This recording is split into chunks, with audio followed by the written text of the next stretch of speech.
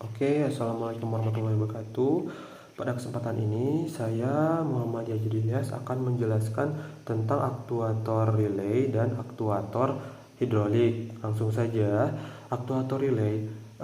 Relay merupakan sebuah peralatan elektromekanis yang digunakan untuk menyambungkan ataupun memutuskan sebuah arus listrik dengan cara memberikan arus kepada koilnya. Dalam dunia elektronika, relay ini merupakan pengimplementasian dari saklar ataupun switch, dan sebelum tahun 70-an, relay ini merupakan otak dari rangkaian pengendali. Dan setelah PLC ditemukan, posisi relay ini mulai digantikan posisinya.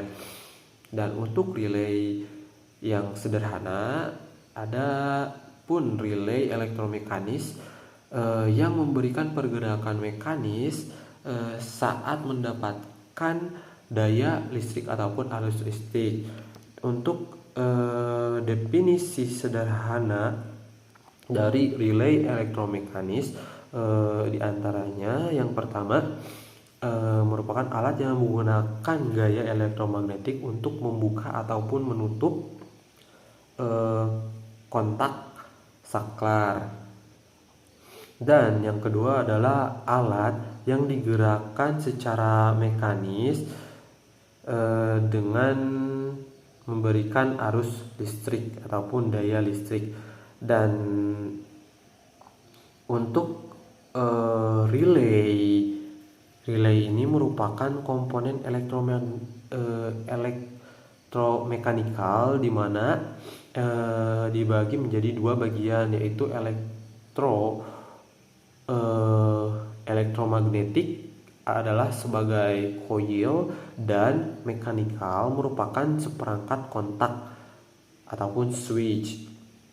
Dan untuk poin kontak dari relay ini ada dua, yaitu NO dan NC, di mana NO merupakan normally open, di mana dalam keadaan normalnya ataupun keadaan yang tidak aktif adalah dalam keadaan terbuka, normally open ya, dalam keadaan terbuka. Dan ada NC adalah kebalikannya, di mana normally close, dalam keadaan normal ataupun belum aktif dalam keadaan terbuka.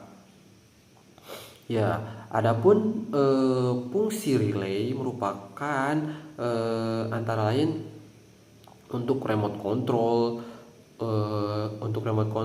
penyesuai voltage, pengatur daya, dan logic control, dan untuk proteksi tegangan, dan untuk pengatur putaran motor DC.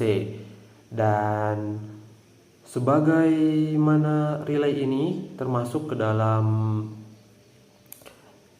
saklar ataupun switch, jadi ada istilah fall dan throw, di mana fall ini adalah banyaknya kontak yang dimiliki oleh sebuah relay, dan adapun throw adalah banyaknya kondisi yang dimiliki oleh sebuah kontak. Oke, dan langsung saja pada berikutnya adalah aktuator hidrolik, di mana aktuator hidrolik ini pada prinsip kerjanya ataupun pada dasarnya sistem hidrolik ini sebenarnya sangatlah sederhana, yaitu gaya yang diberikan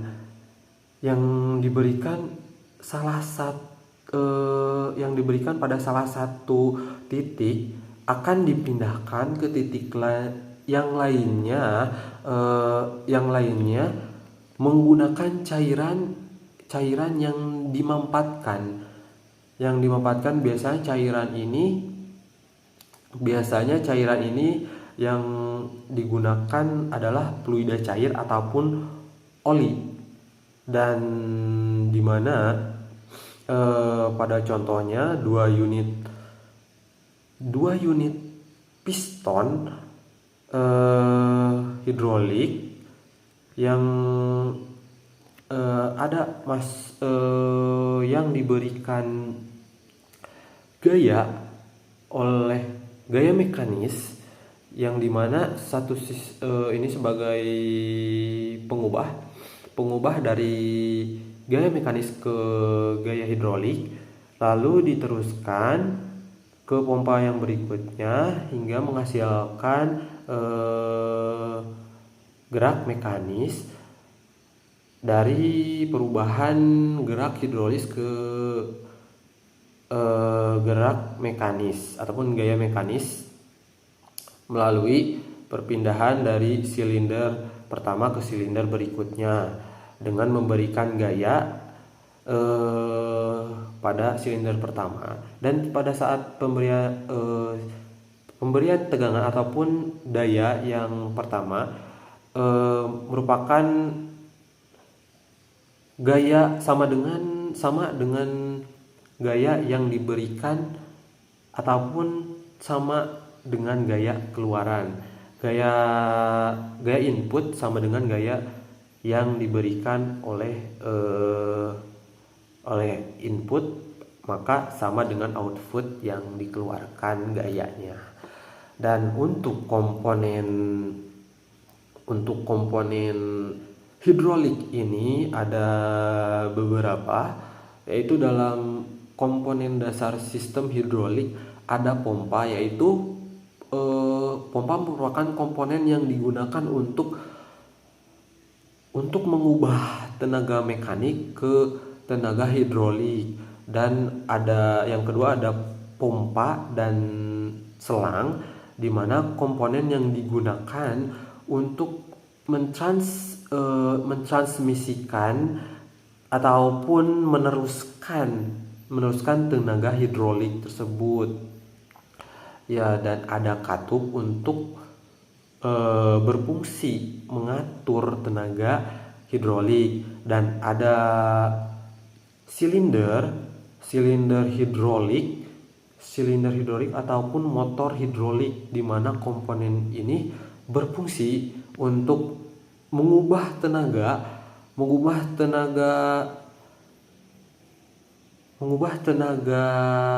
hidrolik menjadi tenaga mekanik. Ya, dan ada pun komponen tambahan pada sistem hidrolik seperti tangki, merupakan wadah ataupun sebagai penampung cairan hidrolik, dan ada pendingin atau pemanas untuk menjaga temperatur ataupun suhu yang dibutuhkan.